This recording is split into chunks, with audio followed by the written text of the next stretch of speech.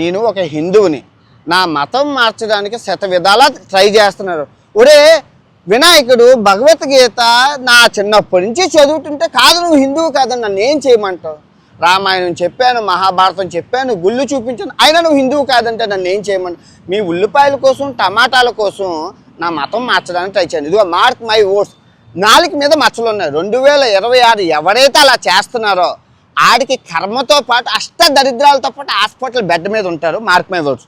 నువ్వు బెడ్ మీదకి వెళ్ళాక నేను గుర్తొస్తాను. ఓకే, నేను ఏ పాపం చేయలేదు, న్యాయం ధర్మం నా వైపు ఉన్నాయి.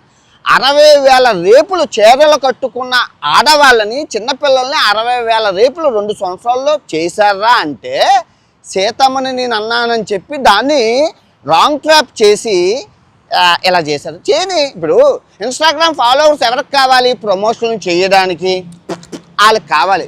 నాకు నేను ఏమైనా ప్రమోషన్ చేస్తా, అవి ఉంటే ఏంటి పోతే ఏంటి నాకు తెలియగలుగుతాను.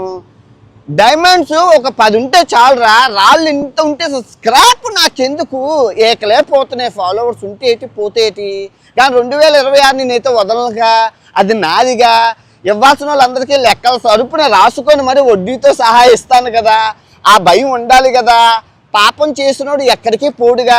ఒకళ్ళు నేను పాపం చేస్తే ఈరోజు రాత్రికి చచ్చిపోతాను రక్తం కొప్పుకొని, లేదంటే కనుక మీకు ఏ యాక్సిడెంటో ఏ తలపగలో ఏదో అవుతుంది. మరి ఇంకా అబద్ధం ఆడుతున్నారు కదా, మరి మీరు అబద్ధం ఆడుతున్నారు కదా, ఆడుతున్నారా లేదా? ఫుల్ వీడియో యూట్యూబ్లో పెట్టాను, చిన్న వీడియోలో చెప్పడం అవ్వదు. ఫుల్ వీడియో యూట్యూబ్లో పెట్టాను, చూడండి. తప్పు నాది అయితే మీరు శిక్షించండి. ఓకే, అర్థమవుతుంది కదా.